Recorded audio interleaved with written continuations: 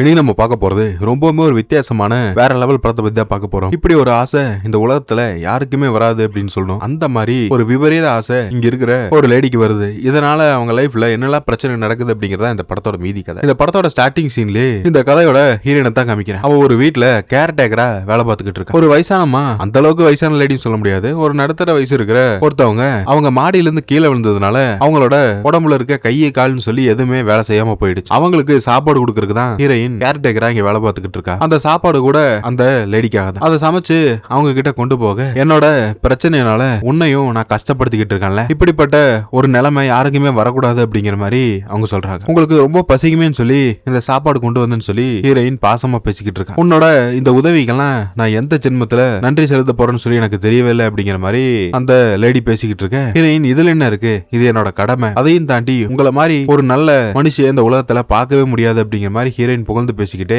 அவங்களுக்கு தேவையான அந்த சாப்பாடெல்லாம் கொடுத்துக்கிட்டு அவங்களுக்கு இப்படி ஒரு நிலைமை வரும்னு சொல்லி அவங்க எதிர்பார்த்திருக்கவே மாட்டாங்க. இதை பத்தின எல்லா விஷயத்தையும் ஹீரோயின் கிட்ட அவங்க சொல்லிக்கிட்டு இருக்காங்க. ஒரு காலத்துல எவ்வளவு வேகமா சுறுசுறுப்பா வாழ்ந்துகிட்டு இருந்த என்னோட வாழ்க்கை இப்படி முடங்கி போகும்னு சொல்லி நான் நினைச்சே பார்க்கல. எனக்கு அடிபட்டு கிட்டத்தட்ட 6 மாசத்துக்கு மேல ஆச்சு. என்னால இன்னும் உடம்புல எந்த ஒரு இம்ப்ரூவ்மெண்ட்டுமே இல்ல அப்படிங்கிற மாதிரி இவங்க பேசிக்கிட்டு இருக்கு. ஹீரோயின் என்ன சொல்றானா, கொஞ்சம் கொஞ்சமா தான் உங்க பிரச்சனை சரியாகும், ஆனா முழுவதும் நீங்க ரெடியாகி திரும்பவும் நடக்கக்கூடிய அந்த நாள் விரைவில் இல்ல, சாரி ரொம்ப தூரத்துல இல்ல, சீக்கிரமாவே நீங்க பழைய மாதிரி ஆயிடுவீங்க அப்படிங்கிற மாதிரி அவங்க சொல்லிக்கிட்டு இருக்காங்க. ஆனா இந்த வயசான லேடி என்ன சொல்றாங்கன்னா, இப்படிப்பட்ட ஒரு நிலைமை வந்தா நாம நமக்கே பாரமா மாறிடுவோம், மத்தவங்க நம்மளை சகிச்சுக்கிறதையும் தாண்டி இது ஒரு வாழ்க்கையே இல்ல அப்படிங்கிற மாதிரி அவங்க சொல்றாங்க. கூடவே உன்ன மாதிரி ஒரு அன்பான ஒருத்தி என்ன பாத்துக்க கிடைச்சது மிகப்பெரிய ஒரு வரன் தான் சொல்லி ஆகணும் அப்படிங்கிற மாதிரி இவங்க பேசிக்கிட்டு இருக்காங்க. அதையும் தாண்டி இப்போ கிட்டத்தட்ட ஒரு வருஷத்துக்கு மேல ஆயிடுச்சு. ஹீரோயின் அந்த லேடி என்ன சொல்றாங்கன்னா, ஹீரோயின் கிட்ட அவங்களுக்கு ஒரு ஆசை இருக்கிறதாகவும் இப்படி எதையுமே அனுபவிக்காம இப்படி படுத்த படுக்கையா இருக்கிறது எனக்கு சுத்தமா பிடிக்கல அப்படிங்கிற மாதிரி அவங்க ஹீரோயின் கிட்ட சொல்லிக்கிட்டு இருக்காங்க. ஹீரோயின் தான் அவங்களோட அந்த தலைமுடியை கூட சீவி விடுறா. இவங்கனால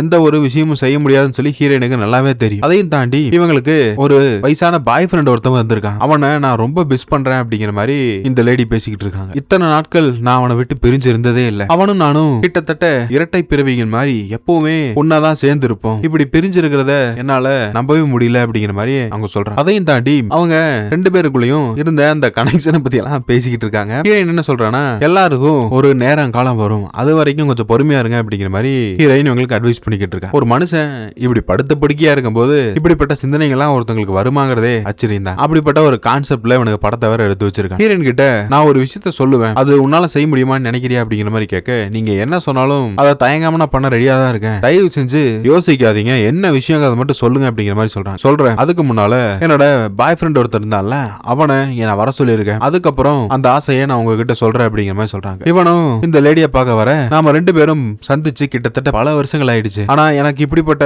ஒரு பிரச்சனை வந்ததுக்கு அப்புறம் ஒரு தடவை கூட நீ என்ன வந்து பார்க்கவே இல்ல, அவ்வளவுதான் நமக்குள்ள இந்த ரிலேஷன்ஷிப் அப்படிங்கிற மாதிரி கேட்க, அவன் என்ன சொல்றானா, உனக்கே தெரியும் நான் ரொம்ப லாங்ல இருக்கேன், இங்க இடத்துக்கு வரணும்னு சொன்னா கிட்டத்தட்ட ஒரு 4-5 பஸ்ஸுக்கு மேல மாறி வரணும், அப்படி இருக்கும்போது நான் எப்படி உன்னை சந்திக்க வர முடியும், அதனால தான் அடிக்கடி உன்னை போன்ல நான் விசாரிச்சுக்கிட்டு இருந்தேன் அப்படிங்கிற மாதிரி இந்த லேடர் பாய் ஃப்ரெண்ட் சொல்றான். இருந்தாலும் அவங்களுக்கு இந்த மாதிரி சில மன வருஷங்கள் இருக்கதான் செய்யுது, தன்னோட பாய் ஃப்ரெண்ட் வந்து இவங்களை பார்க்கலன்னு சொல்லி. கூடவே இப்போ புதுசா இருக்க இந்த ஹீரோயினும் அவங்களுக்கு இன்ட்ரோடியூஸ் பண்ணி வைக்கிறாங்க. அது மட்டும் இல்லாம இனி அடுத்த தடவை நீ இங்க இருந்து போகும்போது பஸ்ல கஷ்டப்பட்டு போக வேண்டிய அவசியம் இல்ல, நானே சொந்த காசுல செலவு பண்ணி ஒரு டாக்ஸி புக் பண்றேன், எந்த ஒரு தொந்தரவும் இல்லாம நீ ஈஸியா வீட்டுக்கு போயிடலாம் அப்படிங்கிற மாதிரி இந்த லேடி இவங்கிட்ட சொல்லிக்கிட்டு இருக்காங்க. எதுக்காக இப்போ நீ என்ன கூப்பிட்ட அப்படின்னு தெரிஞ்சுக்கலாமா அப்படிங்கிற மாதிரி கேட்க, ஒண்ணும் இல்ல, நம்ம 2 பேரும் அடிக்கடி டேட்டிங் போறது வழக்கம், அப்படி இருக்கும்போது எனக்கு இப்படி அடிபட்டதுனால எந்த ஒரு விஷயத்தையும் தன்னிச்சையா என்னால செயல்பட முடியாதுன்னு சொல்லி உங்களுக்கு தெரியும், அதுக்காக தான் உன்னை நான் இங்க வர சொல்லியிருக்கேங்கிற மாதிரி சொல்ல இவனுக்கு சுத்தமா புரியல. இவங்க என்ன டாபிக் பேசுறாங்க, எதுக்காக இவ இதெல்லாம் சொல்லிக்கிட்டு இருக்கா, என்னதான் சொல்ல வரா அப்படிங்கிறது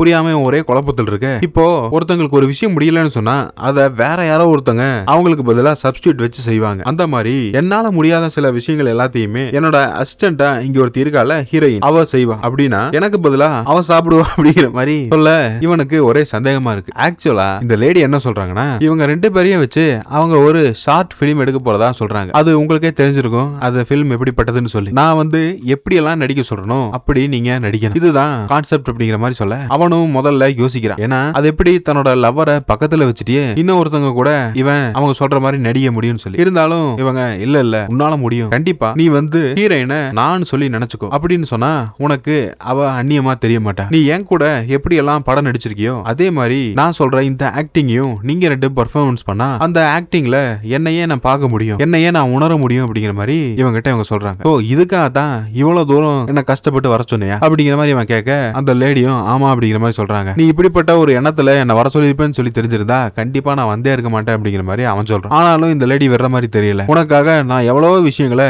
தியாகம் பண்ணிருக்கேன், விட்டு கொடுத்துருக்கேன். அப்படி இருக்கும்போது நான் சொல்றதுக்காக இந்த ஒரு சின்ன விஷயத்த கூட உன்னால பண்ண முடியாதா அப்படிங்கிற மாதிரி கேட்க எனக்கு எதுல ஒரு பெரிய விஷயம் இல்ல. ஆனா ஹீரோயினுக்கு மனசுக்குள்ள இப்படிப்பட்ட ஒரு குற்ற உணர்ச்சி இருக்குல்ல, அவங்க என் கூட நடிக்க ஒத்துக்கணும்ல அப்படிங்கிற மாதிரி அவன் சொல்றான். ஆனா ஹீரோயின் என்ன சொல்றானா, எனக்கு அதுல எந்த ஒரு பிரச்சனையும் இல்ல. என்னோட முதலாளிக்காக இந்த உலகத்தில் நான் எதையுமே செய்ய தயாரா இருக்கேன். இதெல்லாம் எனக்கு ஒரு பெரிய விஷயமே கிடையாது. அதுவும் அவங்களோட மனசு சந்தோஷப்படும் சொன்னா எந்த ஒரு செயலை செய்யறதுலயும் தப்பில்லை அப்படிங்கிற மாதிரி நினைக்கிறேன் அப்படிங்கிற மாதிரி ஹீரோயின் சொல்லிட, இதை கேட்டதுமே அந்த லேடி என்ன சொல்றாங்கன்னா, அவளுக்கும் எந்த பிரச்சனையும் இல்ல. அப்படி இருக்கும்போது உனக்கும் இதுல எதுவுமே இருக்கக்கூடாது அப்படிங்கிற மாதிரி சொல்ல, இவங்க சொல்ற மாதிரியே அவங்க ரெண்டு பேரும் அந்த ஆக்டிங்க்கு ஒத்துக்கிறாங்க. இவங்க தான் டைரக்டர் அப்படிங்கிற மாதிரி சொல்லிட அவங்க அவங்களோட அந்த நடிப்பு திறமைய காமிக்க ஆரம்பிக்கிறாங்க. அதுக்கு முன்னால இவனுக்கு ஒரே ஒரு சந்தேகம், இதனால எனக்கு ஏதாவது தேவையில்லாத பிரச்சனைகள் வந்துருமோ அப்படிங்கிற மாதிரி அவன் சொல்ல, இந்த லேடி அதுக்கெல்லாம் எதை பத்தி நீ பயப்பட வேண்டிய அவசியமே இல்ல, ஏன்னா எல்லாத்துக்கும் இன்சார்ஜா நான் இருக்கேன்ல, அப்படி இருக்கும்போது நீ எதுக்காக பயப்படுற அப்படிங்கிற மாதிரி அவங்க பேசுறாங்க. சரின்னு சொல்லி இவங்க ரெண்டு பேரும் அவங்களோட அந்த ஷார்ட் பிலிம் நடிக்க ஆரம்பிக்க இத பார்க்கும்போது அவங்களுக்கு மனசுக்குள்ள ரொம்ப சந்தோஷமா இருக்கு. இவங்கனால அந்த நடிச்சிட்டு இருக்க அந்த கதாபாத்திரத்துல அவங்களே உணர்ற மாதிரி ஃபீல் பண்றாங்க. ஹீரோயினுக்கு சொல்லவே தேவையில்ல, அவளோட நடிப்பு திறமைக்கு நம்ம எந்த மாதிரியான ஒரு அவார்டு கூட கொடுக்கலாம் அப்படின்னு சொல்லலாம். அந்த அளவுக்கு அவங்களோட பெர்ஃபார்மன்ஸ் வேற லெவல்ல இருக்கு. ஆனா இதுல ஒரு கண்டிஷன் என்னன்னா, இந்த முதலாளி எந்த மாதிரி நடிக்க சொல்றாங்களோ அந்த மாதிரி தான் இவங்க ரெண்டு பேரும் நடிக்கணும். அதை தவிர்த்து இவங்களா தன்னிச்சையா எந்த ஒரு கான்செப்ட்லயும் செயல்பட முடியாது. அவங்களுக்கு அவங்க சொன்ன மாதிரியே இவங்க ரெண்டு பேரும் நடிக்கிறது மிகப்பெரிய ஒரு சந்தோஷமா இருக்கு. ஒரு வழியா இவன் எதுக்காக வந்தானோ அந்த ஷார்ட் பிலிமை அவங்க கேட்ட மாதிரியே அவன் நடிச்சு கொடுத்துட்டான். இப்போ அந்த லேடி என்ன சொல்லிருப்பாங்கன்னா, நீ முதல்ல வரும்போது ஒரு 4-5 பஸ் மாறி வந்திருப்ப, ரொம்ப கஷ்டப்பட்டு இந்த இடத்த ரீச் பண்ணிருப்ப, அதையும் தாண்டி நிறைய பணம் கூட செலவு பண்ணிருப்பேன் அப்படிங்கிற மாதிரி அவங்க சொல்லியிருப்பாங்க. அடுத்த டைம் இவன் போகும்போது நான் உனக்கு ஒரு டாக்ஸி அரேஞ்ச் பண்ணி கொடுக்குறேன், அதனால நீ ஈஸியா இங்க இருந்து போயிடலாம் அப்படிங்கிற மாதிரி இவங்க கிட்ட அந்த லேடி சொல்லியிருப்பாங்க. ஆனா இப்போ அவங்க என்ன சொல்றாங்கன்னா, நீ என்ன மன்னிக்கணும், நான் உங்ககிட்ட முதல்ல ஒரு வாக்குறுதி கொடுத்தேன், என்னன்னா இந்த டாக்ஸி பிடிச்ச உன்னை தனியா அனுப்புறேன்னு சொல்லி. ஆனா இப்போ நீ நினைக்கிற மாதிரி என்கிட்ட அந்த அளவுக்கு பணமே இல்ல, பேசாம நீ திரும்பவும் கம்மி பட்ஜெட்ல இங்க இருந்து பஸ்லயே போயிடு அப்படிங்கிற மாதிரி சொல்ல, இத கேட்கும் போது இவனுக்கு ரொம்ப ஆச்சரியமா இருக்கு. என்னடா இது, முதல்ல இவங்க எப்படிப்பட்ட ஒரு விஷயத்த சொன்னாங்க, இவங்களை நம்பி நாம இப்படிப்பட்ட ஒரு இக்கட்டான சூழ்நிலையில மாட்டிக்கிட்டமே அப்படிங்கிற மாதிரி இவன் நினைக்கிறான். அதையும் தாண்டி இவன் இந்த பக்கம் போயிட இந்த லேடி ஹீரோயின் கிட்ட பேசிக்கிட்டு இருக்காங்க. ஆனா அவங்க ரெண்டு பேரும் என்ன பேசிட்டு இருக்காங்க அப்படிங்கறத இவனும் ஒட்டு கேட்டுக்கிட்டு தான் இருக்கான். இவன் இன்னும் போகலன்னு சொல்லி இவங்க நினைச்சுக்கிறாங்க. அடுத்தது எப்படியாவது இவனை இங்க இருந்து அனுப்பணும்னு சொல்லி இந்த லேடி என்ன பண்றாங்கன்னா, அந்த டேபிள்ல ஒரு சிப்ஸ் பாக்கெட்டும் ஒரு கோல்ட் ட்ரிங்கும் இருக்கு, அதை வேணா நீ எடுத்துக்க, ரோட்ல கொஞ்சம் தூரம் நடந்து போக வேண்டிய அவசியம் இருக்குல்ல, அப்படி நடந்து போகும்போது இதை நீ ஸ்நாக்ஸா வச்சுக்கோ, அப்போ உனக்கு பசி தெரியாது, ஈஸியா இங்க இருந்து போயிடலாம் அப்படிங்கிற மாதிரி சொல்ல, அவனும் சரி இவ்வளவு தூரம் நம்ம கஷ்டப்பட்டு நடிச்சதுக்கு இதுதான் நமக்கு கிடைச்ச சன்மானம் சொல்லி எடுத்துட்டு இங்க இருந்து கிளம்பிடுறான். இவன் போனதுக்கு அப்புறம் இந்த லேடி ஹீரோயின் கிட்ட இன்னொரு விஷயத்த சொல்றாங்க, இப்படி இந்த மாதிரி நிறைய ஃப்ரெண்ட்ஸ் எனக்கு அறிமுகமா இருக்காங்க, அதுல இன்னொருத்தவனை கூட எனக்கு தெரியும், அவனை வேணா நம்ம ஒரு நாள் பிக்ஸ் பண்ணி அடுத்த ஒரு ஆக்டிங்க்கு அவனை புக் பண்ணலாமா அப்படிங்கிற மாதிரி ஹீரோயின் கிட்ட கேட்க, ஹீரோயினும் இதுல என்ன சந்தேகம், தாராளமா வர சொல்லுங்க, நமக்கு நடிக்கிறதுக்கு சொல்லியா தரணும் அப்படிங்கிற மாதிரி சொல்ல,